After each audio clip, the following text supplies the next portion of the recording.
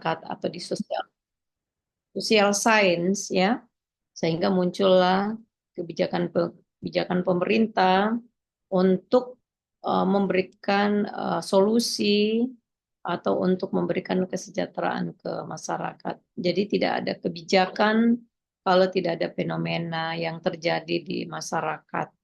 Itu tadi kalau tidak salah yang Anda sampaikan ya.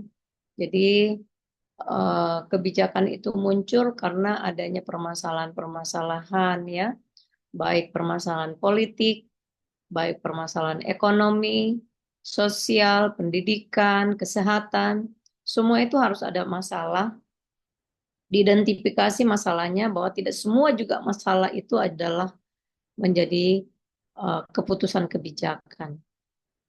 Jadi persoalan-persoalan yang mana betul-betul yang sangat urgent, yang bisa memberikan dampak yang lebih luas kepada masyarakat, maka pemerintah mengidentifikasi dan merumuskan kebijakan itu dengan melalui tahapan yang begitu panjang. Jadi tidak diputuskan bahwa dengan adanya permasalahan langsung muncul kebijakan itu melalui proses yang begitu panjang, kemudian finalisasinya itu melalui pengesahan dari DPR, DPRD, DPR RI provinsi dan sebagainya, gitu ya. Muncul, apakah dia muncul sebagai kebijakan permen, apakah dia muncul sebagai kebijakan publik perwali, apakah dia perda, gitu ya, ataukah dia menjadi keputusan Kepres, ataukah dia menjadi SOP, itu semua adalah namanya kebijakan, gitu ya. Oke, baik. Saya kira luar biasa ya yang disampaikan oleh Ibu Wadir itu, walaupun beliau itu bukan kebijakan publik, dia mungkin di kebijakan pendidikan ya. Tapi kalau saya dengar-dengar tadi itu ya intinya itu sudah ada di situ sebenarnya. Jadi yang kami sampaikan ini hanya kulit-kulitnya saja, ya.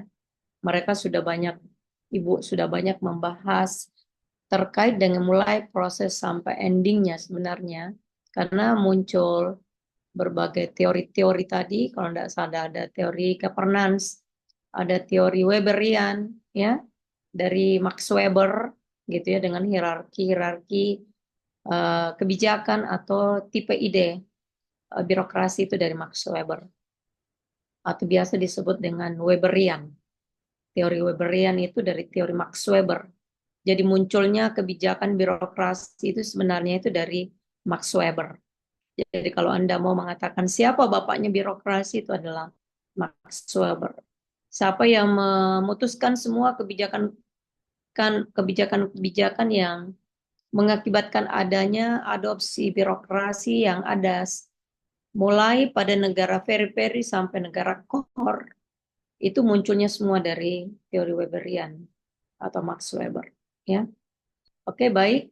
Saya juga akan memperlihatkan sedikit terkait dengan uh,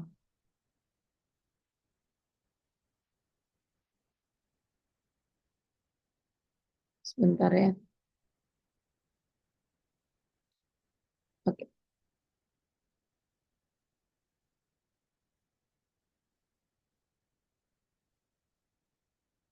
Oke, jadi kebijakan publik.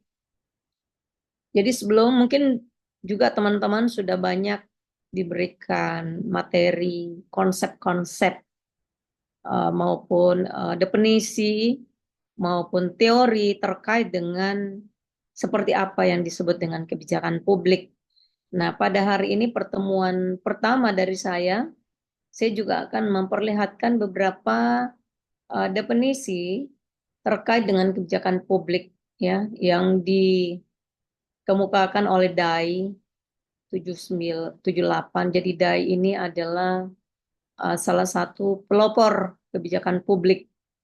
Jadi beliau ini banyak menghasilkan teori-teori kebijakan publik dan juga banyak melahirkan definisi-definisi kebijakan publik. Jadi bedakan Bapak Ibu, definisi dengan teori itu sangat berbeda.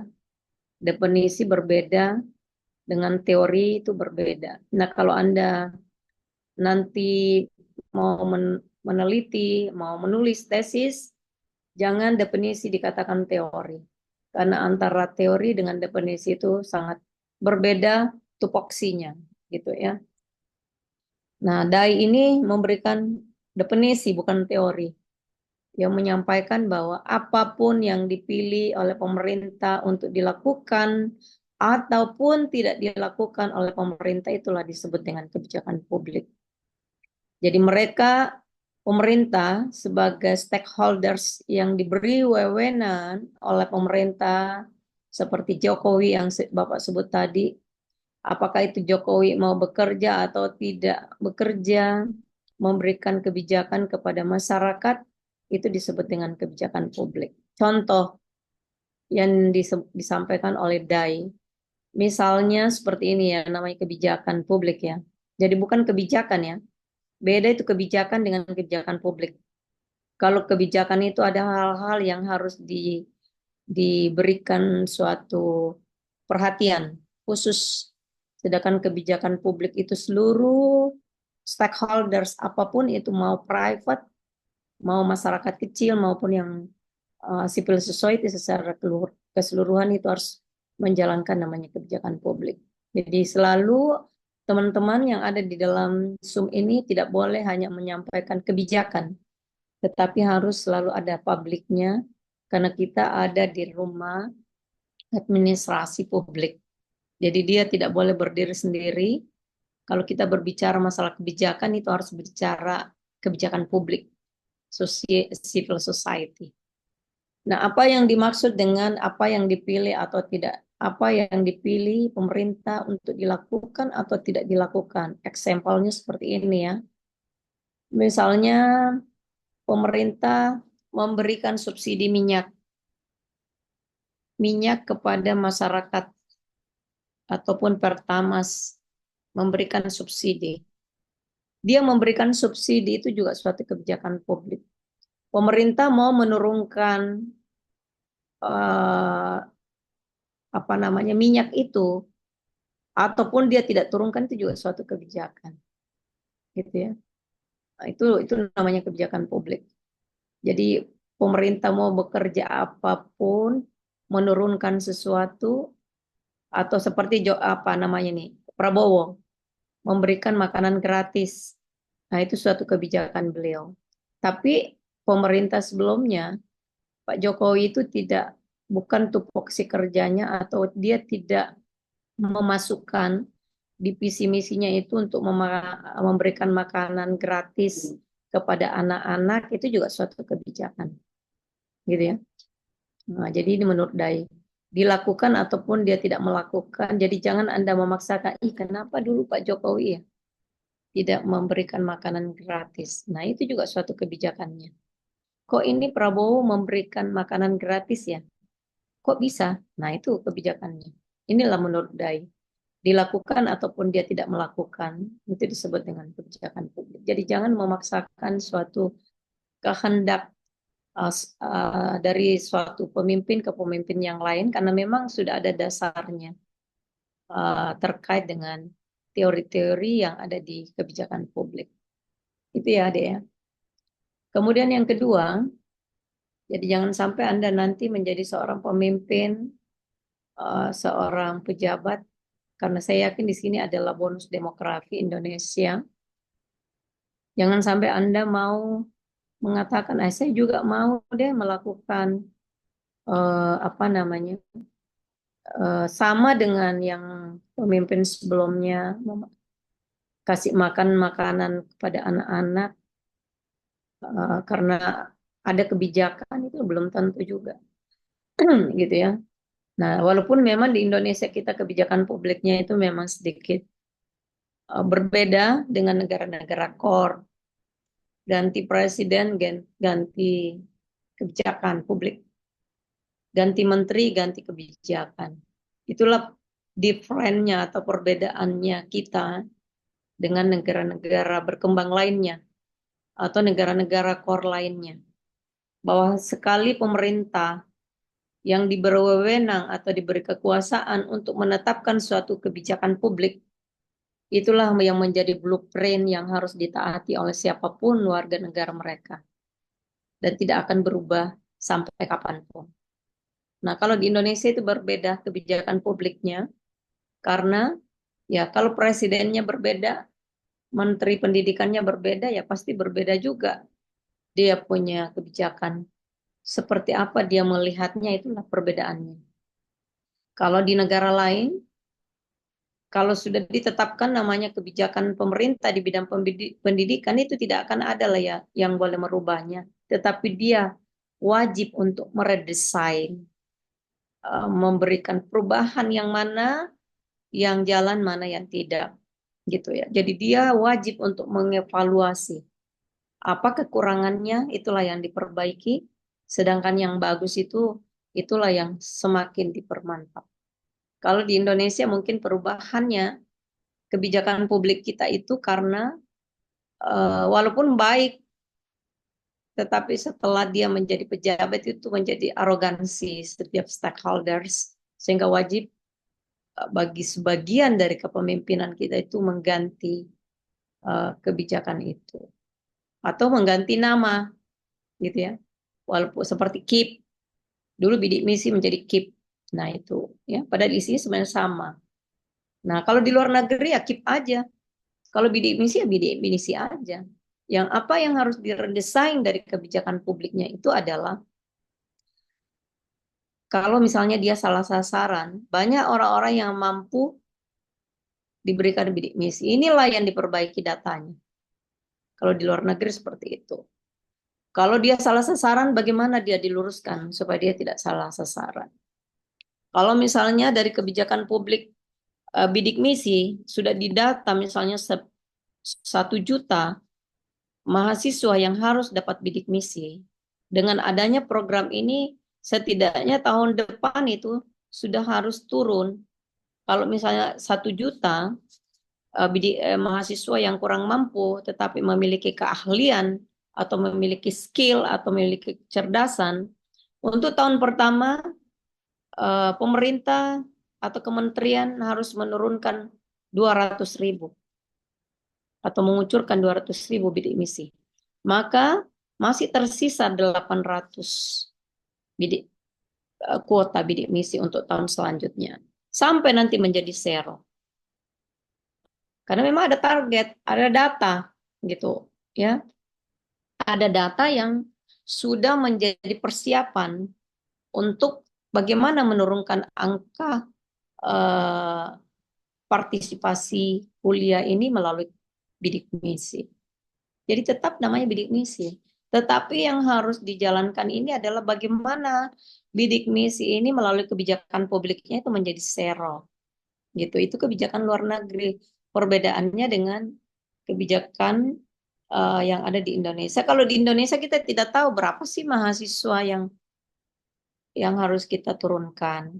Ada berapa mahasiswa yang terdata di dinas pendidikan yang pada tahun emas ini harus semuanya, tidak ada lagi mahasiswa kita yang tidak sekolah. Jadi mulai terdata di data pemerintah mereka. Misalnya ada 10.000 dari SMP kita mengambilnya, ya, atau dari SD itu sudah mulai terhitung tuh sekian. Itu mereka data sampai betul-betul nanti dia zero. Kalau di Indonesia bedanya tidak seperti itu ya. Kebijakan publik itu tidak ada data aktualnya berapa kira-kira data bidik misinya. Selalu aja dikasih terus, dikasih terus. Mungkin nanti Anda punya cucu, masih ada namanya penanggulangan kemiskinan.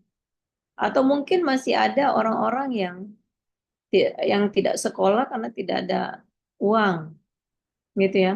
Jadi kita tidak bisa menjadi negara superpower. Kita tidak bisa menjadi uh, negara core karena tidak ada endingnya, gitu ya. Tidak ada endingnya nih kebijakan publik ini berjalan terus nih. Nah, kalau di kebijakan publik negara lain itu nanti akan ada zero, akan ada lagi tidak ada lagi namanya orang miskin, gitu ya. Karena memang sudah tahu itu Maka kebijakan publik yang ada di sana itu sudah berhenti pada saat zero. Dia mencari lagi kebijakan yang lain. Dia mengevaluasi lagi apa kira-kira. Selain dia sekolah, mahasiswanya mungkin dikasih kerja lah. Nah itu, jadi dia itu mengevaluasi. Mereka sudah diberikan bidik misi. Habis, ya. Mulai misalnya 2021 sampai 2024 ini sudah habis orang yang miskin. Nah ini dievaluasi nih kebijakan publiknya mereka ini seperti di Malaysia. Nah ini bidik misi ini sudah banyak kita kasih sekolah bagaimana untuk mengevaluasi ini semua bidik misi ini dikasih kerja. Ya, jadi di situ terlihat bahwa 10.000 bidik misi atau 1 juta bidik misi ini masih ada yang belum bekerja itu berlanjut terus jadi ada hierarkinya gitu ya. Sudah dikasih sekolah, dikasih kerja gitu ya. Sudah itu kerja bagaimana dia berjiwa entrepreneur. Dia lagi merekrut. Jadi mereka betul-betul ada namanya zero. Nah, inilah perbedaan kebijakan publik di Indonesia karena tidak ada endingnya. Siapa yang menjadi pemimpin ini berubah lagi ya. Mungkin anggota-anggota DPRD yang ada di pangkap itu Pak Faisal mungkin bikin lagi nanti kebijakan publik terkait dengan penanggulangan kemiskinan. Nah, itu akan begitu terus tidak akan ada ending. Kenapa? Karena setiap pemimpin berubah terus. Nah, sama dengan ini, kebijakan pendidikan ya. Sudah bersatu, dibentuk lagi bertiga. Nanti mungkin kalau ada pendidikan ke depannya, bersatu lagi. Nah, itu begitu terus, bersatu bertiga, gitu ya. Nah, itu terus kebijakan pendidikan dulu kita kan bersatu ya. Pendidikan dasar, pendidikan perguruan tinggi, kemudian kebudayaan. Dulu bersatu ya, sekarang bercerai lagi, bertiga. Padahal pernah dulu bersatu, ini bertiga, ini bercerai lagi, mungkin nanti bersatu lagi. Jadi gitu aja gitu kerjanya. Menurut teman-teman yang di kementerian, kami belum mengangkat lemari kami, Prof. Bersatu lagi. Nah itu ya, bingung. Nah, sama belum lagi, itu baru Sapras ya. Belum lagi kebijakannya, belum selesai di perguruan tinggi berbeda lagi. Nah itulah. Akhirnya tidak ada yang menjadi fondasi, semuanya menjadi baru gitu ya. Jadi kita selalu menjadi negara yang memiliki baru kebijakannya. Itulah perbedaan tadi pandangan itu intermezzo untuk teman-teman semua bahwa kebijakan publik itu seharusnya dibikin sesuai dengan fenomena yang ada. Setelah fenomena itu selesai, itulah yang disebut dengan kebijakan publik, gitu ya. Jadi kebijakan publik itu muncul karena adanya fenomena. Nah, fenomena dengan adanya peraturan-peraturan dianggap bahwa peraturan inilah, apakah itu peraturan daerah, apakah itu perwali, pergub, secara berhierarki, inilah yang dianggap menjadi juknis ataupun menjadi peraturan operasional yang digunakan untuk eh, apa namanya memberikan kesejahteraan kepada masyarakat melalui kebijakan yang dikeluarkan. Nah, ini sebagian banyak kebijakan yang dibikin, yaitu karena kalau setiap peraturan itu memiliki anggaran yang banyak itu di DPR ya. Setiap menimbulkan suatu peraturan itu uangnya banyak itu. Nah, di luar negeri itu jarang-jarang orang membuat suatu peraturan. Kapan ada peraturannya itu sangat resistensi untuk tidak dijalankan. Nah, kebijakan publik di Indonesia ini banyak sekali. Ada analog yang mengatakan bahwa Indonesia lah yang memiliki kebijakan yang paling banyak di dunia. Apa kira-kira yang tidak diatur? Semuanya diatur. Orang meludah saja di jalan itu diatur melalui peraturan perwali. Memparkir kendaraan di jalan utama atau di daerah sempadan yang sempadan 7 atau jalan kota, itu ada aturannya tidak boleh memparkir kendaraan pada jalur nasional. Nah, itu akan didenda itu. Nah, tetapi implementasinya Tidak seperti itu. Jadi banyak aturan-aturan yang dibuat tetapi sangat krusial untuk diimplementasikan. Gitu ya. Nah, itu sangat susah untuk diimplementasikan. Nah, kalau di luar negeri tadi saya bilang, kapan membuat suatu peraturan perwali itu wajib untuk dijalankan sebagai peraturan operasional, sebagai kebijakan publik. Tidak boleh tidak dijalankan. Karena memang domainnya itu yang membuat kebijakan itu adalah negara, pemerintah sebagai pemegang kekuasaan. Sehingga kebijakan publik upaya nyata dari pemerintah untuk mensejahterakan rakyatnya melalui pembuatan program. Gitu ya. Ini tidak boleh. Melalui program seperti apa? Nah, ini misalnya parkir. Tidak boleh parkir sembarangan. Siapa yang parkir itu akan didenda misalnya sekian. Itu banyak aturannya itu. Banyak aturannya. Makanya Anda sebagai warga negara Indonesia bersyukurlah lahir di Indonesia. Apalagi anak-anak S2 ini. Pasti kamu gampang selesai. Karena apa saja yang terkait kebijakan publik itu Anda bisa teliti. Anda mau meneliti tentang penyimpangan yang ada di pendidikan itu banyak terkait kebijakan publik. Anda mau meneliti tentang penyimpangan kebijakan publik terhadap pendidikan itu banyak gitu ya. Semuanya banyak. Tapi coba Anda mau meneliti tentang kebijakan publik terkait dengan pendidikan yang ada di negara-negara maju terkait dengan teori top down itu sudah tidak ada, Pak. Gitu ya. Kebijakan yang diturunkan oleh pemerintah pusat ke pemerintah daerah itu yang disebut dengan teori top down di dalam kebijakan publik itu susah kita mendapatkan fenomena. Susah kita mendapatkan permasalahan. Kenapa? Karena semuanya sudah terimplementasi gitu.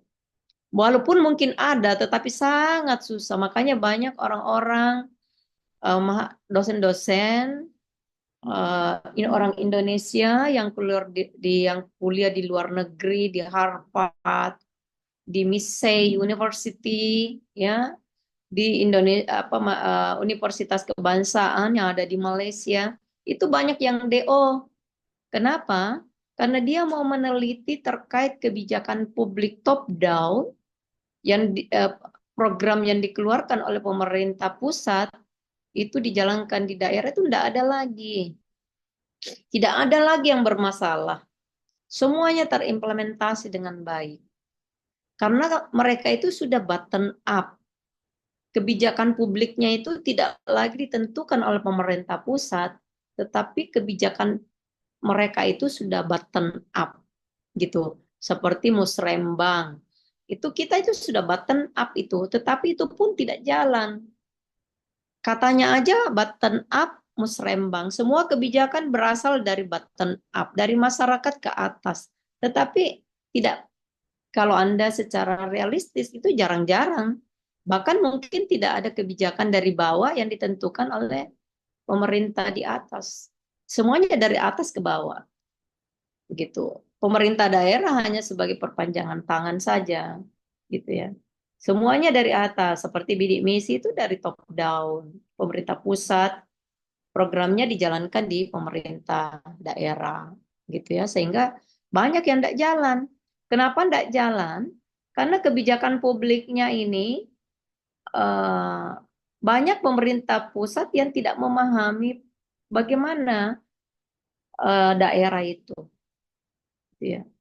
Apakah mereka misalnya pernah ke Pinrang misalnya, sehingga dia memberikan program di Kabupaten Pinrang? Nggak tahu dia. Yang tahu itu adalah bupati, yang tahu itu adalah kepala desa, yang tahu itu adalah camat. Tetapi programnya itu dari presiden, dari menteri. Pernah nggak menteri ke bawah melihat misalnya secara langsung? Nah, inilah yang menyebabkan kebijakan publik kita itu tidak jalan gitu ya. Ini hanya sebagai, padahal di dalam teori-teori, jadi ini teori ini ya, ini kebijakan publik ini bukan saya yang bikin. Ini adalah kebijakan publik konsep kebijakan publik yang sudah diriset, ya, bahwa kalau mau membuka kebijakan publik atau mau membuat satu kebijakan publik itu tidak boleh bukan negara, gitu ya, karena negara itu memegang kekuasaan. Nah, inilah yang diadopsi oleh pemerintah kita. Ini adalah upaya nyata dari pemerintah untuk mesejahterakan rakyatnya. Makanya eh, di literatur asing itu mengatakan bahwa kalau mau melihat negara itu besar, mau melihat negara itu kuat, lihatlah kebijakan publik, gitu ya. Kalau Anda mau melihat negara itu makmur, negara itu besar, kuat, lihat kebijakan publiknya seperti apa. Begitu juga sebaliknya. Kalau Anda mau melihat negara itu apakah dia lemah, apakah dia tidak kuat, ya lihat aja kebijakan publiknya sering berubah-berubah misalnya. Nah itu ya. Jadi negara bisa dilihat kuat, dilihat dari kebijakan publiknya karena yang membuat suatu kebijakan itu adalah pemerintah. Dan outputnya kebijakan itu dibuat itu adalah untuk mensejahterakan rakyat melalui program-programnya, gitu ya. Nah, inilah yang banyak yang masih kurang jalan di Indonesia. Saya tidak mengatakan tidak jalan, tetapi kalau kita melihat kebijakan publik yang diterorkan atau dikucurkan oleh pemerintah pusat, ya, untuk mensejahterakan rakyatnya melalui program-program itu banyak sekali yang masih belum terimplementasi dengan baik, gitu ya. Makanya teman-teman yang ada 10 orang di administrasi publik ini silakan nanti mencari eh, kebijakan publik yang sudah dikeluarkan oleh pemerintah melalui program tetapi tidak jalan. Banyak itu, Pak. Gitu ya. Cari penanggulangan kemiskinan, program PKH, program keluarga harapan, baik dari pendidikan maupun dari kesehatan. Ada juga eh, program apa namanya itu bidik misi, sonasi. Nah, itu semua kan program kebijakan pemerintah. Bagaimana membuat kebijakan publik seperti sonasi, orang-orang yang ada di suatu daerah itu atau kecamatan itu hanya boleh sekolah di kecamatan di mana ada sonasi. Itu semua adalah bentuk-bentuk kebijakan publik. Nah, Anda meneliti apakah kebijakan publik yang dikeluarkan oleh negara ini betul-betul terimplementasi dengan baik. Karena satu peraturan itu anggarannya banyak itu. Di DPR itu baru boleh lahir suatu peraturan. Itu ya Bapak Ibu. Nah, begitulah bentuk yang namanya kebijakan publik. Bahwa kebijakan publik itu lahir dari negara sebagai kekuasaan, upaya pemerintah nyata, ya dia harus nyata, ya. Nah, itu. Kemudian seperti bagaimana mengimplementasikan kebijakan ini melalui program. Tidak ada kebijakan publik yang hanya, ya mungkin ada hanya seruan, tapi rata-rata di Indonesia itu kebijakan publik itu upaya nyatanya itu melalui program, ya. Seperti penanggulangan kemiskinan itu kebijakan itu. Makan sehat, makanannya ini seperti Pak Jokowi ini adalah kebijakan publik. Bagaimana menggratiskan makanan kepada anak-anak SD, SMP supaya dia kuat. Nah, ini nanti ini ada lagi eh, tempat kita meneliti apakah betul ini bisa terimplementasi. Apakah betul dengan kita dikasih makan begitu sehat gitu ya? Dan apakah betul-betul yang dikasih makan ini betul-betul orang anak-anak yang sudah didata begitu ya? Apakah betul-betul setelah anak-anak makan ini bisa belajar dengan baik gitu ya? Jangan sampai habis nanti uang negara tetapi yang lain tidak dibangun karena habis untuk bikin makan misalnya. Nah, itu kan bisa diteliti semua teman-teman ya. Itu ada lagi tempat kita meneliti. Ada lagi perluasan lokasi atau fokus penelitian kita bagi orang-orang administrasi publik gitu ya. Nah, kalau di negara lain program-program seperti itu nggak ada lagi gitu ya. Nggak ada lagi. Yang mereka bangun itu adalah bagaimana membuat sapras, jembatan layang, karena semua sudah teratasi. Mereka miskin dikasih kuliah sama pemerintah. Di sekolah dikasih makan ya. Kalau Anda jalan-jalan ke Singapura, tidak boleh orang kuliah kalau tidak makan dulu ya, supaya tidak mengantuk ya. Itu sebuah kebijakan. Nah, itu rutin itu, bukan lagi menjadi program, tetapi sudah menjadi rutinitas. Kalau kita itu menjadi program, ada limit waktunya gitu ya. Nah, kalau sudah sampai limit waktunya nanti misalnya Pak Prabowo habis, apakah ada keberlanjutannya? Saya takutnya nanti setelah 5 tahun mereka nggak makan lagi. Kalau di luar negeri tidak seperti itu. Kalau mereka makan seperti presiden siapapun makan terus tuh mereka gitu ya, makan terus karena memang kebijakan publiknya itu dianalisis sedemikian rupa. Dia tidak ada endingnya, dia terus menerus. Kalau Anda jalan-jalan di luar negeri, benchmarking di perguruan tinggi negara-negara core itu, mahasiswa sebelum kuliah dia makan dulu tuh di kafetaria, minum susu, makan roti. 10 tahun yang lalu saya di Massey University di New Zealand itu tahun 2029.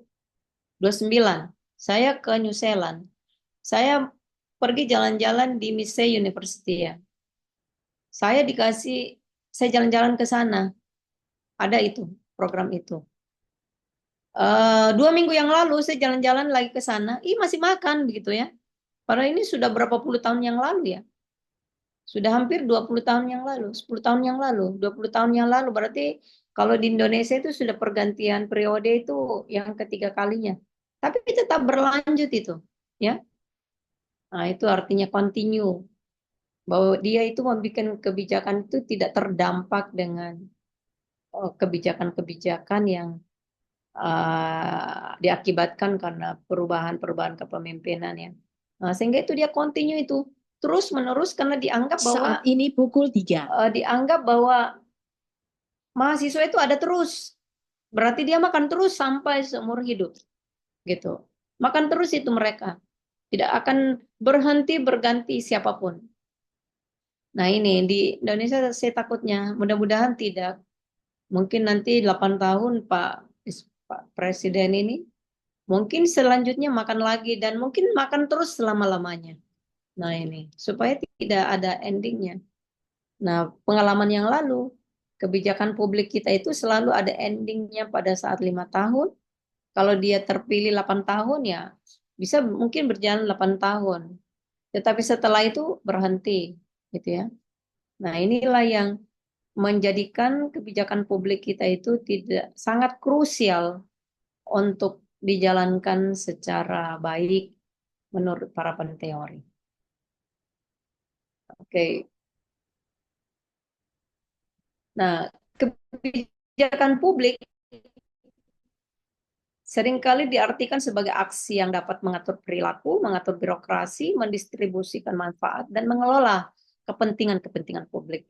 Jadi ini teman-teman semuanya nanti kalau mau mengisi disertasi, tesis, ambil aja ini. Ini yang saya bikin buku ini bukan uh, apa di-cut saja baru kasih masuk di tinjauan pustaka untuk sebagai pengantar kebijakan publik. Nah, ini sudah lengkap ya. Jangan membuat tesis tidak ada definisi kebijakan publik ya. Atau mungkin mengambil definisi kebijakan publik tapi uh, berbeda ya. Jadi kebijakan publik seringkali diartikan sebuah aksi yang mengatur perilaku, mengatur birokrasi, mendistribusikan manfaat atau mengelola kepentingan-kepentingan publik. Begitu besarnya namanya, pentingnya namanya kebijakan publik ya. Makanya pada negara-negara besar dikatakan bahwa kalau kamu mau melihat negaranya orang, lihatlah bagaimana kebijakan publiknya. Contoh Singapura ya. Singapura ini adalah negara yang kecil. Kalau dia mau dianalogkan negara kita itu hanya mungkin Pare-Pare, Pinrang, Baru ya, Pangkep Singapura itu. Atau mungkin dia sampai di Pangkep ya, Pinrang sana. besarnya itu namanya Singapura. Dia tidak memiliki laut. Adapun lautnya itu hanya laut aksesoris ya, tempat mereka untuk mengadakan mengambil keuntungan lagi karena itu bukan laut sebagai penghasil eh, konsumen ya. Seperti kita itu laut itu kita gunakan untuk menjadi mata pencarian. Kalau mereka itu laut itu ya ada atau tidak itu sama aja gitu ya. Tidak terlalu penting karena memang sedikit lautnya. Karena kalau Indonesia itu lautnya banyak tetapi eh, harusnya penting tetapi tidak terlalu penting karena sumber daya manusia yang mengelolanya itu juga tidak secara optimal sehingga banyak kita dicuri ikan kita gitu ya. Padahal kalau kita optimalkan kebijakan publik terkait dengan perikanan dan kelautan itu, mungkin kita ini adalah orang yang sangat bergizi, sangat cerdas karena di dalam ikan itu ada omega 3-nya gitu ya. Tetapi ya kita seperti aja nggak punya laut karena kita sudah makan ikan yang tidak segar 9 kali mati itu baru kita makan. Padahal kita pemilik laut yang terpanjang di dunia ini. Tetapi itu tadi, karena kebijakan publiknya terkait dengan perikanan dan kelautan ya, akhirnya laut kita itu banyak ditermanfaatkan bagi orang lain, sound governance, kebijakan dari luar gitu ya.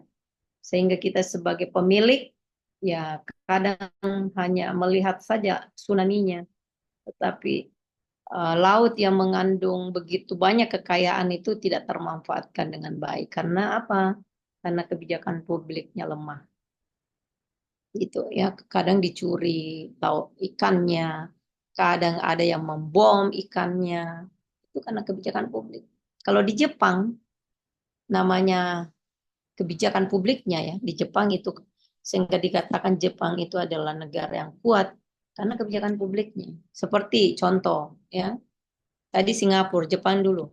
Kalau di Jepang, kalau bulan-bulan seperti ini itu tidak boleh orang menangkap ikan, Bapak Ibu. Ya, tidak boleh.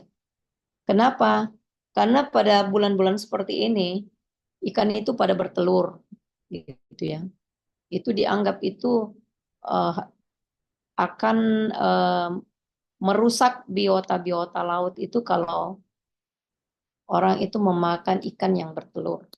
Karena dianggap ini akan menyebarkan benih-benih ikan sehingga banyak ikan di laut. Nah, beda kita.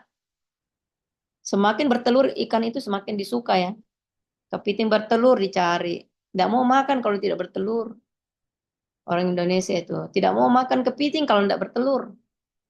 Padahal kalau orang Jepang itu dianggapnya wah itu Anda merusak apa namanya biota-biota itu. Harusnya dia menjadi anak Anda makan gitu. Makanya orang Jepang itu suka sekali minta ikan di Indonesia karena semua barang bertelur. Boleh dia makan bertelur tapi bukan dari lautnya gitu. Karena dianggap itu merusak apa siklus biota-biota laut ya. Kehidupan-kehidupan laut. Kita membunuh biota laut. Akhirnya apa? Suatu saat ini tidak akan ada lagi produksi di laut. Tidak ada lagi ikan, dia akan punah karena kita mau makan dia punya janin-janinnya itu ya. Itu kan telur itu kan adalah salah satu janin yang bisa menjadi ikan lagi. Nah, Indonesia itu suka sekali makan ikan bertelur. Semakin dia bertelur itu semakin dia suka gitu ya. Kepiting bertelur, dia makan semua itu. Nah, akhirnya apa? Selalu langka itu barang-barang di Indonesia. Karena itu tadi tidak ada aturan, tidak ada kebijakan yang mempersyaratkan kapan menangkap ikan dan kapan tidak boleh menangkap ikan. Nah, itulah kebijakan. Kalau di Jepang itu, Anda menangkap ikan pada saat ikan itu bertelur, itu Anda akan ditangkap gitu. Atau mungkin dicabut izin usahanya kalau pengusaha ya. Tidak boleh gitu. Kalau Anda menangkap terus bertelur ya lepaskan gitu ya. Cari yang laki-lakinya gitu. Atau tidak boleh memang harus ekspor gitu ya. Harus mengambil, mengimpor gitu. Nah, itulah kebijakan publiknya mereka itu. Bayangkan coba ya, di Indonesia itu dengan adanya kebijakan publik kita, ya banyak kita mengimpor ikan, padahal kita penghasil laut yang terpanjang di dunia. Tapi karena itu tadi kita banyak memiliki biota-biota laut yang langka, yang sudah tidak boleh lagi kita menangkap karena sudah punah, gitu. Ya, itu salah satu kebijakan publik ya. Sama dengan Singapura ya. Singapura itu tidak memiliki laut, gitu ya. Tidak memiliki sungai yang banyak seperti di Indonesia. Tetapi airnya melimpah, gitu ya. Melimpah tuh. Baru berapa meter sudah ada air di pinggir jalan. Kita boleh minum gratis sama dengan air aqua. Itu kita ambil aja tuh setiap jalan kita di trotoarnya boleh minum air sulin yang bersih. Padahal dia tidak punya laut. Dia tidak punya sumur. Tetapi airnya mau musim kering, mau musim hujan, itu airnya melimpah. Tidak sama di Indonesia. Indonesia musim kering, ya kering betul air, padahal airnya kan banyak. Pada musim hujan, ya banjir. Itu karena kurang manajemen dari pengelolaan kebijakan publik terkait dengan sumber daya alam. Itu ya. Kalau musim hujan ya melimpah banget itu airnya. Padahal tidak ada air pada musim kering. Susah banget itu air ya. Padahal di Singapura musim kering, musim hujan itu tidak ada masalah itu dengan air. Mereka tidak tahu itu kapan musim kemarau, kapan musim hujan, sama aja gitu. Musim kering juga banyak air, musim hujan lebih-lebih banyak air, tapi tidak banjir. Tuh, itulah namanya kebijakan publik. Makanya banyak yang menyatakan kalau mau melihat negara itu besar, lihatlah kebijakan publiknya. Gitu. Ya, inilah menurut Dai. Karena memang di kebijakan publik ini adalah aksi pemerintah, ya. Kebijakan publik itu adalah aksi, mengatur perilaku. Kebijakan publik itu mengatur birokrasi. Bagaimana mereformasi birokrasi? Jangan menjadi all public administration. Mengatur birokrasi, jadi kebijakan publik itu juga mengatur birokrasi. Jangan birokrasinya bagaimana ada anekdotnya bahwa untuk apa dipercepat kalau masih bisa diperlambat. Nah, itu analoginya, anekdot itu di Indonesia itu. Untuk apa dipercepat kalau masih bisa diperlambat? Artinya memang bertele-tele, ngurus KTP bertahun-tahun ya. Gitu. Itu nah, padahal ini kebijakan publik adalah mengatur birokrasi. Gitu ya. Dia sangat berhierarki. Kemudian kebijakan publik itu kalau digunakan itu hanya untuk kepentingan-kepentingan, mengelola kepentingan publik. Gitu ya. Jadi kalau di luar negeri itu orang mau mengurus KTP ya udah hanya berapa menit sudah jadi, ya. Kalau di sini lama. Kenapa mereka cepat? Karena memang ada SOP-nya. Ada memang alur-alur kerja yang tidak boleh disalahgunakan.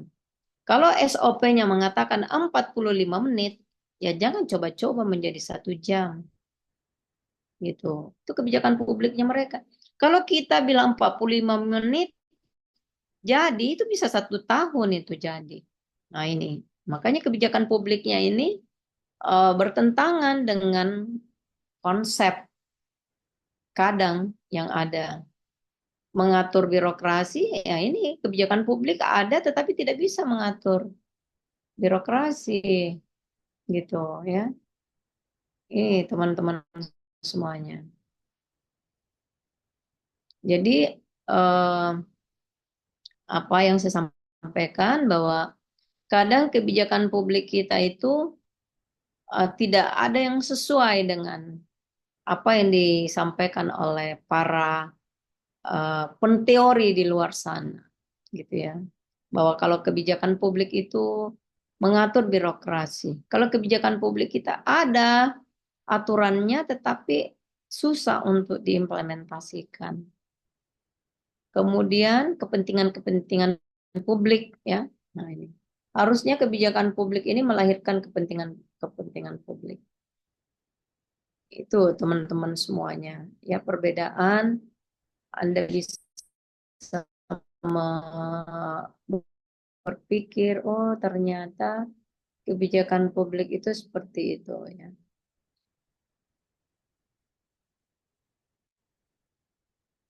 Nah, ini Carl Frederick mengatakan bahwa kebijakan publik menentukan bentuk dari suatu kehidupan dari setiap bangsa dan negara dan organisasi. Itu tadi saya sampaikan.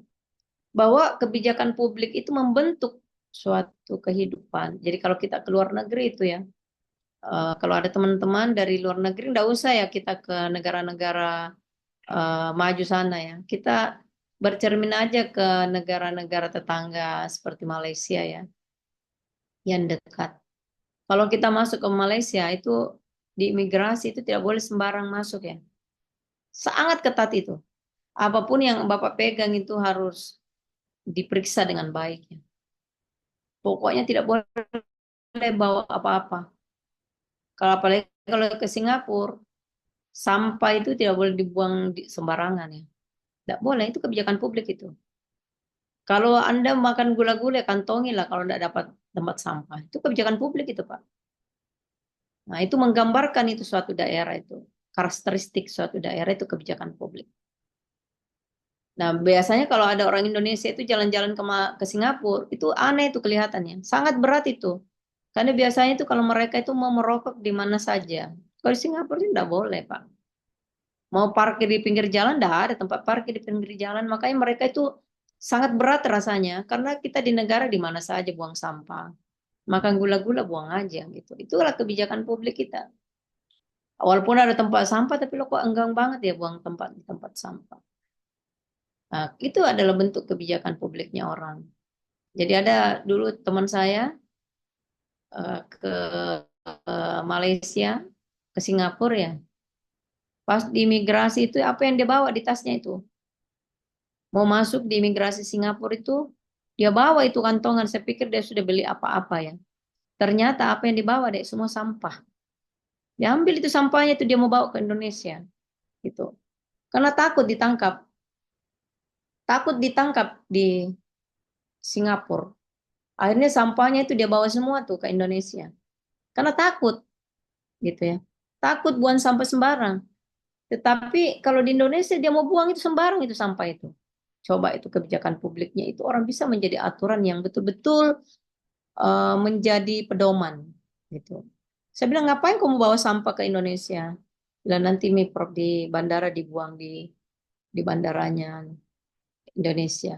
Karena takut saya Prof, siapa tahu nanti ditangkap kalau semua CCTV gitu. Nah itu salah satu kebijakan publiknya orang yang luar biasa. Artinya apa? Kok Indonesia kok longgar banget gitu ya? Nah itu. Padahal ada kebijakan publiknya. Padahal di Indonesia juga kebijakan publiknya itu dilarang buang sampah sembarang. Siapa yang buang sampah didenda, tetapi mungkin karena itu tidak diimplementasikan sehingga itu tidak menjadi hal yang krusial bagi masyarakat untuk diimplementasikan. Gitu ya. Itu contoh deh namanya kebijakan publik ya bahwa kebijakan publik itu bisa menunjukkan karakter dari suatu negara. Dan saya yakin kalau teman-teman ini pergi nanti luar negeri benchmarking misalnya ke Singapura, pasti Anda merasa takut gitu Pak dengan kebijakan publik mereka. Tapi orang di dalam, orang Singapura itu biasa aja gitu ya. Tidak ada masalah. Karena memang kebijakan publiknya itu dari dulu seperti itu. Gitu ya. Di Singapura itu mereka tidak ada yang stres dengan sampah. Mereka enjoy aja dengan kehidupan mereka karena kebijakan ini sudah lama dan tidak boleh tidak dijalankan. Gitu ya. Itu baru sampah loh, Pak. Belum lagi yang lain. Ya. Kita ini yang selalu kaget masuk ke negaranya orang kaget gitu. Malah ya sampah itu. Jadi kadang dia bertanya, Prof, bagaimana nih? Saya mau merokok ini, Prof. Oh, jangan coba-coba. Kapan kamu merokok di tempat lain tuh langsung Anda tidak melihat polisi langsung datang itu. Kalau kita kan polisi di mana-mana, tentara kalau kita mau ditangkapnya. Nah, kalau di luar negeri tuh kita tidak melihat polisi tapi langsung ada seketika. Begitu hebatnya manajemen mereka. Nah, inilah salah satu saya mau mengatakan ke teman-teman bahwa kebijakan publik itu merupakan identik dengan karakter dari suatu negara. Makanya kebijakan publik itu adalah perilaku-perilaku yang ditunjukkan di suatu negara.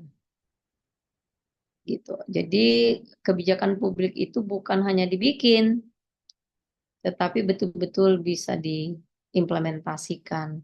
Nah, di Indonesia, sebagian kebijakan publik kita itu sudah dijalankan, tetapi ada yang masih dijalankan, tetapi setelah perubahan ya, jadi nol lagi.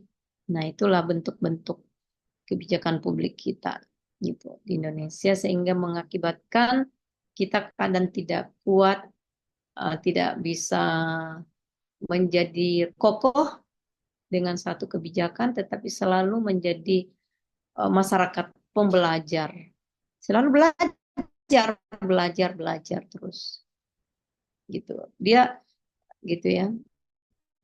Kalau kita ini kan sudah belajar ya sudah selesai. Kalau kita ini belajar terus, masyarakat pembelajar karena nanti lain lagi pemerintah ini belajar lagi kebijakannya, gitu ya. Tidak berinovasi, tidak berimprovisasi kan selalu baru. Karena sesuatu itu boleh berimprovisasi kalau kita sudah paham ya dengan suatu kebijakan.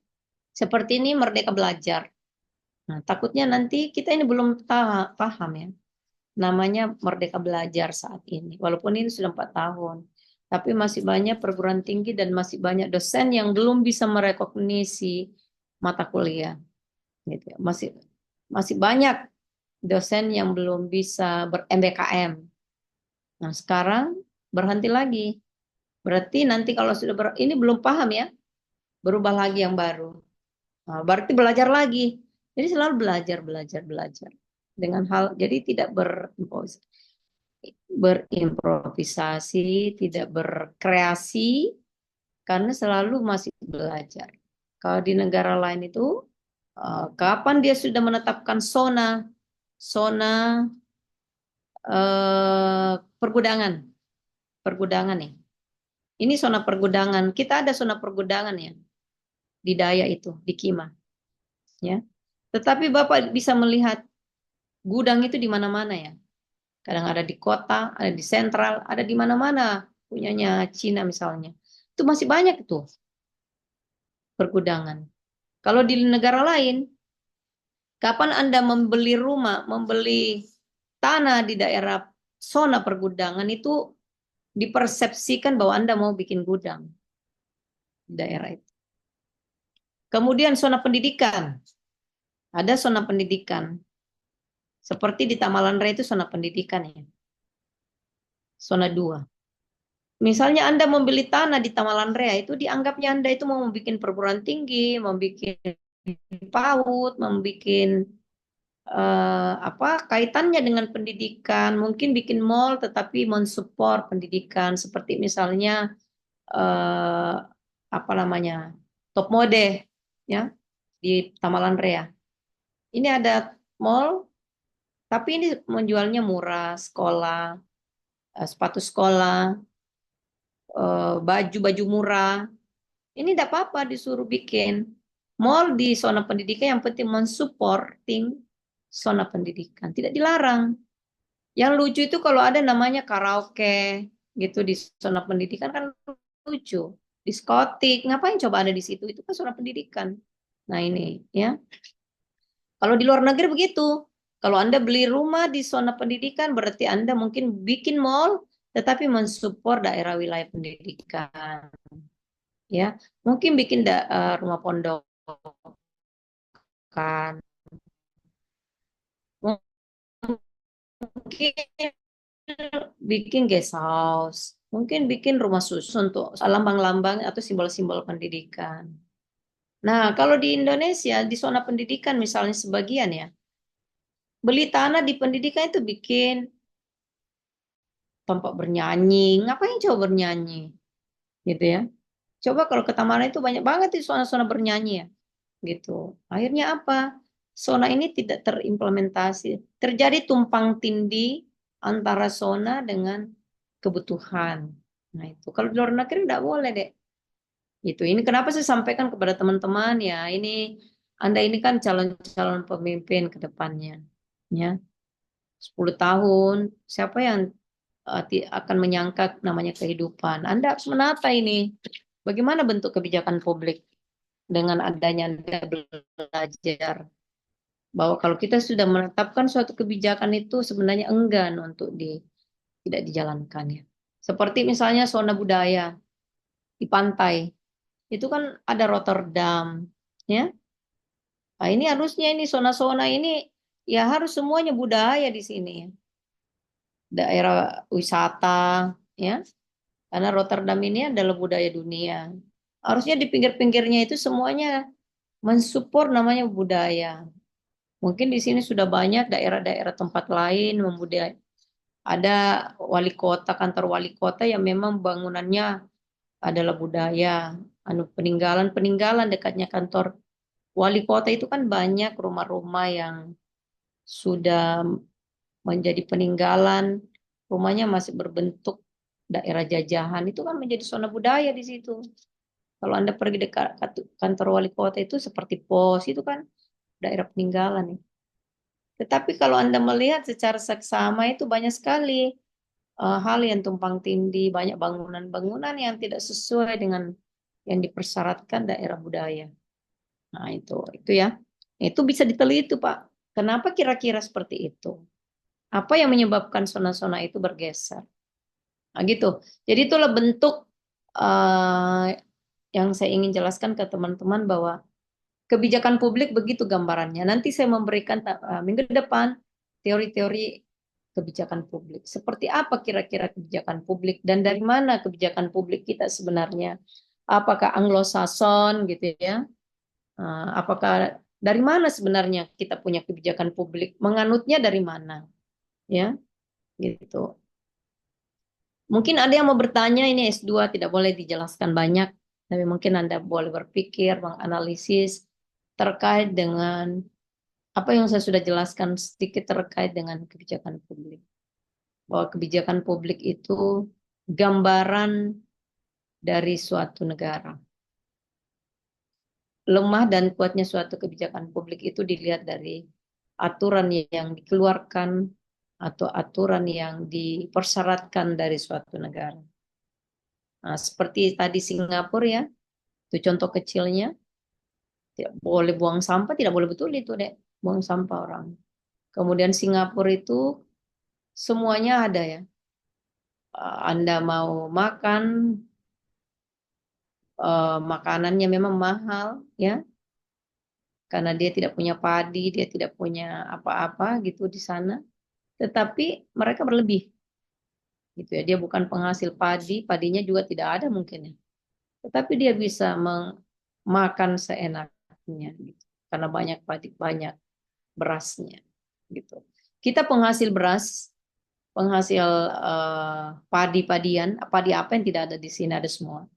Tapi masih banyak orang yang miskin, masih banyak orang yang tidak mampu dilihat dari kebijakan publik pemerintah melalui program-program penanggulangan kemiskinan.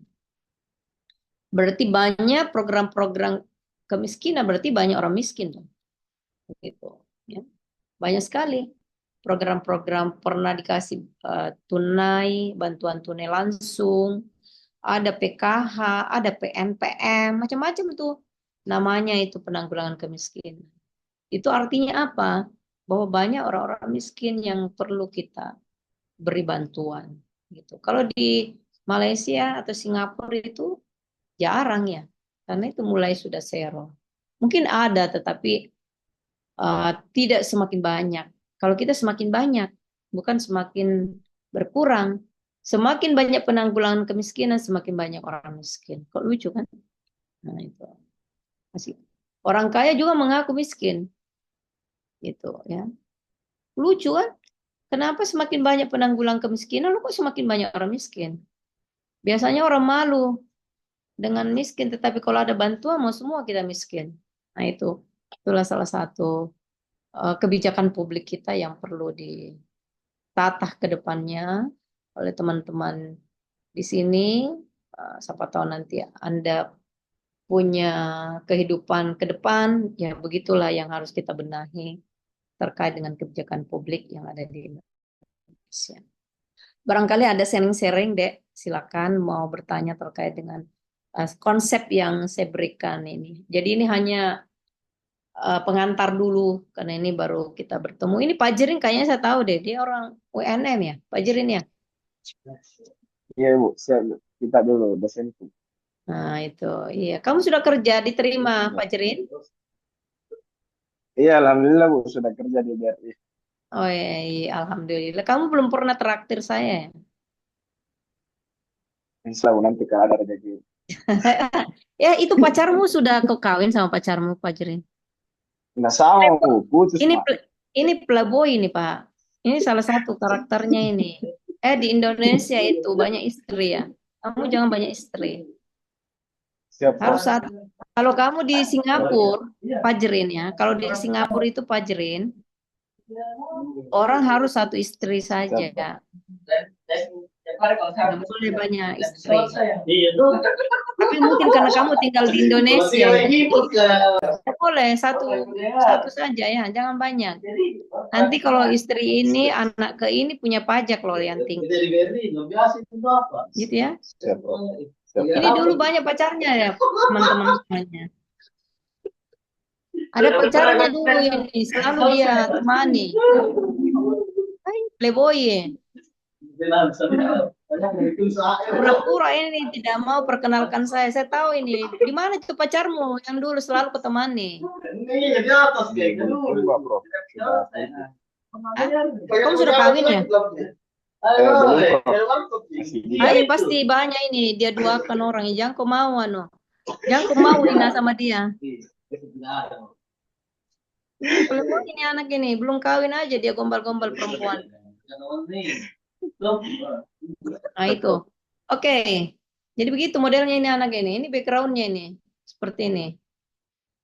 Oke. Boleh bertanya teman-teman semuanya. Saya tahu ini Pak Jeri ini mahasiswa saya ini. Dia ini masih anak-anak sudah pacaran loh. Ini masih semester 1 sudah ada yang pacarnya. Ini Pak Jerin. Teman-teman sudah kenal ya Pak Jerin ya? Pernah bertemu dalam kelas ya Pak, Bapak Ibu? Sudah pernah itu ya, offline Sudah, ya? sudah pernah, Prof. Nah itu. Astaga kamu ini Pak Jerin. Ternyata. Oke, mungkin ada teman-teman yang mau bertanya. Ayo deh.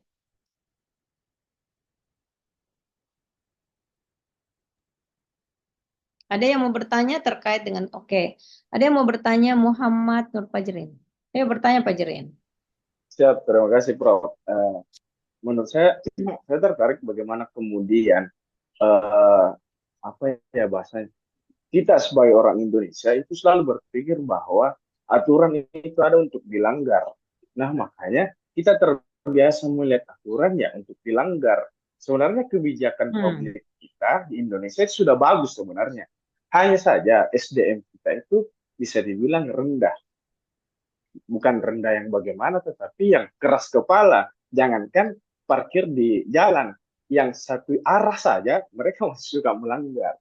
Nah, bahwa ini Hmm. menunjukkan bahwa contoh-contoh kecil seperti ini membuktikan bahwa oh iya ternyata masyarakat kita Indonesia belum siap menuju Indonesia emas. Seperti itu kira-kira, Bos. Iya, memang betul itu yang Adik sampaikan. Bahwa itulah bentuk harusnya kebijakan publik kita itu tidak boleh seperti itu. Ya, karena kebijakan publik itu dikeluarkan itu memang untuk diimplementasikan. Makanya tadi saya berikan contoh pada negara-negara core bahwa kalau kapan kita mengeluarkan kebijakan itu di negara luar itu enggan untuk dilanggar gitu ya. Ya itu tadi mungkin pada awalnya itu dijalankan ya. Eh, Kemudian yang kedua setelah dilanggar ini tidak ada punishment gitu ya. Akhirnya ini ya padahal sebenarnya kalau kita melihat kebijakan publik ya dengan lampu merah sebenarnya. Sudah ada sebagian yang mentaatinya. Itu hanya lampu bisa membuat tertib sebenarnya. Jadi sebenarnya orang Indonesia itu bisa tertib gitu. Cuma karena itu tadi seperti yang disampaikan oleh Pak Jirin bahwa aturan itu dibuat dianggap untuk bisa dilanggar untuk dicari celah-celahnya gitu ya. Makanya kalau di negara luar itu ya kapan Anda melanggar itu ada punishment. Pasti ada sanksi. Nah, inilah yang kurang di Indonesia. Namanya sanksi administrasi, sanksi apapun itu jarang. Sehingga banyak kebijakan-kebijakan yang dibuat oleh eh, para apa namanya legislatif ya. Nah, seperti Faisal Abdullah ini kerja sebagai staf ahli di Pangkep itu berikan juga nanti masukan Pak bahwa kalau bikin kebijakan ini bisa nggak benar dijalankan. Jangan bikin-bikin aja. Betul nggak bisa terimplementasi dengan baik gitu ya. Jadi itu betul itu Pak Jirin bahwa banyak kebijakan publik kita. Yang penting mahasiswa yang ada di sini tahulah fenomena-fenomenanya. Kapan Anda tahu, pasti Anda akan meriset dan bisa memberikan solusi. Yang penting Anda sudah tahu dulu. Saya bersyukur kalau teman-teman yang ada di administrasi publik ini sudah paham namanya kebijakan publik. Sudah paham fenomena-fenomena yang disebut dengan fenomena kebijakan publik. Yang lucu itu, kalau orang administrasi publik tidak bisa melihat fenomena yang terjadi di luar sana. Gitu, ya. Kalau Anda sudah tahu begitu itu sudah bagus itu. Ya. Jadi suatu saat nanti Anda menjadi pengambil kebijakan, pengambil wewenang itu sudah bisa diminimalisir. Bahwa tidak boleh begini. Kapan kita membuat suatu kebijakan itu pantang untuk tidak dijalankan karena kebijakan publik itu melekat kekuatannya di suatu organisasi. Nah, itu seperti misalnya lalu lintas jalanan satu arah, berarti yang lemah itu adalah lalu lintasnya. Itu kita sudah bisa memprediksi, gitu ya. Bahwa polisi ini yang lemah ini, gitu ya. Kita sudah bisa. Karena memang kebijakan publik itu kuat itu karena sesuai dengan di mana kebijakan itu dibuat. Jadi eh, apa namanya dia melekat di suatu organisasi, gitu ya. Berarti kalau ada misalnya PKH, penanggulangan kemiskinan, yang dikeluarkan oleh pemerintah, tetapi masih banyak orang miskin yang tidak dapat, berarti itu lemahnya di dinas mana, gitu ya. Ini lemahnya di dinas ini. Jadi itu menunjukkan kelemahan dari setiap di mana kebijakan itu dikeluarkan, gitu ya. Nah itu jadi nanti seperti Pak Jirin kerja di BRI, itu kebijakan apa kira-kira yang dikeluarkan oleh Bank Indonesia atau BRI misalnya sudah dikeluarkan, tetapi masih ada celah-celah untuk pelanggaran, itu harus diperbaiki. Karena kapan Bank BRI mengeluarkan suatu kebijakan dan bisa dilanggar, berarti itu menunjukkan bahwa BRI itu lemah, gitu, gitu ya. Jadi tidak boleh secara keseluruhan, tetapi bisa dilihat dari kekuatan organisasi itu sendiri. Tetapi kalau orang luar melihatnya itu secara general, gitu ya. Ada yang mau bertanya lagi sebelum kita selesai? Nanti minggu depan kita masuk yang inti kebijakan publik. Ada yang mau bertanya lagi, Bapak Ibu? Atau paham? Sudah ya? Pak Faisal kok menghayal ya? Pak Faisal, bagaimana Pak Faisal? Jangan Bapak merenung, Pak. Kurang sehat sebenarnya Bu, izin Bu. Kenapa? Kurang sehat Bu. Oh, kurang sehat. Sakit apa, Pak? Demam Bu, kemarin karena kuliah di Makassar hujan-hujan ke Pangkep. Wah, jangan salahkan. Ya Bu. Nah, Ya, memang, saya Bu Pak, ini terkait memang, mungkin Bapak menambahkan memang Bu. imunnya, Bu.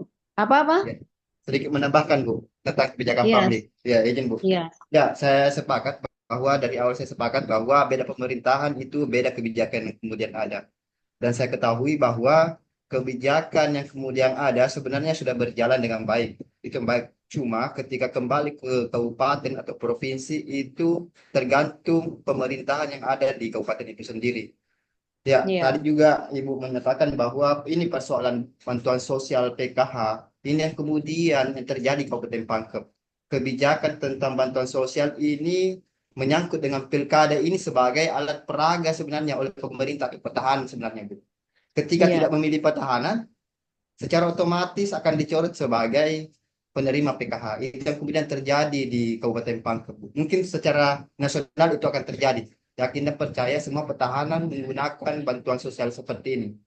Kemudian untuk tambahan juga Bu, untuk persoalan tadi disampaikan, misalkan di Kota Makassar yang tata ruangnya itu Bu yang bermasalah. Misalkan di daerah pantai itu semua itu tempat kebudayaan sebenarnya. Ketika pemerintah tahu sebenarnya kebijakan persoalan tata ruang itu ada namanya RT RW, rancangan tata ruang wilayah. Itu yang kemudian ada sebenarnya pemerintah. Ketika pemerintah paham tentang rancangan tata ruang wilayah 30 tahun ke depan ini akan jadi apa, kota ini akan jadi apa, daerah ini akan jadi apa. Sama halnya dan saya ketahui bahwa Yusuf Kalla itu kaya karena dia paham tentang perencanaan kebijakan tentang rancangan tata ruang wilayah. Dia membeli wilayah yang daerah bandara dulu, wilayahnya dengan harga murah, sehingga pada saat sekarang dia menjual dengan harga tinggi karena beliau tahu tentang kebijakan tata ruang kota itu. Ya, Bu, itu mungkin yang bisa saya sampaikan. Terima kasih. iya betul ya. Betul Pak Faisal. Jadi banyak konglomerat itu betul. Yang jadi kita bisa kaya juga Pak kalau kita paham kebijakan publik. Itu ya. Nah, banyak juga yang sebaliknya. Banyak yang salah sasaran, banyak yang terdampak karena tidak memahami namanya kebijakan. Makanya perlunya sebenarnya pengetahuan terkait dengan kebijakan publik. Ya betul yang disampaikan ya seperti orang yang tahu blueprint di sana gitu ya. Nah, itulah hebatnya namanya kebijakan publik. Makanya betul yang disampaikan oleh para penteori bahwa besarnya suatu negara, besarnya suatu organisasi atau secara individual, secara apa namanya terkecualian, itu semuanya bisa besar karena kebijakan publik. Gitu. Hebatnya itu kebijakan publik. Bukan hanya negara yang bisa besar karena kebijakan publiknya, secara personal pun orang bisa besar karena kebijakan publik. Seperti sampaikan tadi Pak Faisal itu tadi, seperti Pak Yusuf Kalla, setiap ada pembukaan lahan di mana mau ada perumahan yang besar, seperti misalnya apa perumahan apa yang mewah itu apa namanya ya, seperti misalnya Sumarekon, apalagi perumahan apa lagi? eh Ya, perumahan mewah itu dibuka di situ jalan baru, ada semua itu konglomerat membeli tanah di situ. Karena pasti meningkat harganya. Itu semua adalah kebijakan publik gitu deh. Pentingnya itu Anda memahami namanya kebijakan publik. Saya kira itu ya, luar biasa. Terima kasih. Kalau sudah tidak ada lagi, yang penting Anda sudah dulu terbuka wawasannya. Oh, kebijakan publik itu seperti ini. Gitu ya. Dan ini bagusnya namanya kebijakan publik untuk teman-teman semuanya. Apa saja yang Anda bisa teliti itu boleh. Tidak ada masalah. Kebijakan publik. Jadi kebijakan publik itu ruangnya sangat multidisiplin. Jangan hanya karena dinas apa namanya kebijakan kemiskinan saja Anda boleh teliti. Apapun itu yang terkait dengan kebijakan zonasi, kebijakan kesehatan, kebijakan perikanan itu semua bisa menjadi riset eh, apa namanya anak-anak yang kuliah di administrasi publik. Jadi luas dia punya lokus penelitiannya. Jadi bukan hanya tentang yang ada kaitannya dengan ilmu sosial, tapi apapun itu yang kebijakan yang dikeluarkan oleh pemerintah yang tidak jalan, ada fenomenanya, itu bisa diriset Bapak Ibu. Jadi kita tidak boleh menriset, tidak boleh menulis tesis kalau tidak ada fenomena. Begitu juga Tidak boleh orang membuat suatu aturan kalau tidak ada fenomenanya. Harus berangkat semua dari fenomena. Anda mau melakukan penelitian terkait dengan S3, S2 harus ada dulu masalahnya apa. Begitu juga pemerintah kalau mau bikin peraturan harus tahu dulu apa masalahnya supaya masalah itu terurai setelah adanya kebijakan atau peraturan yang dikeluarkan. Saya kira itu ya bentuk-bentuk kebijakan. Jadi saya mengajarnya itu sangat spesifik ya, tidak terlalu luas, tetapi saya hanya mau membuka wawasan teman-teman bahwa seperti ini loh namanya kebijakan, gitu ya. Saya kira itu cukup. Insya Allah minggu depan kita mengetahui seperti apa bentuk-bentuk kebijakan publik. Kemudian apa fungsinya, siapa teori-teori, supaya nanti setelah menulis itu Anda bisa mengambil teori-teori itu untuk mengklarifikasi permasalahan kebijakan yang ada di Indonesia atau di mana Anda mau meneliti nantinya. Saya kira cukup ya Bapak Ibu ya, ini sudah mau jam 4 nih. Siapa tahu sampai pagi Ki nanti tidak dirasa.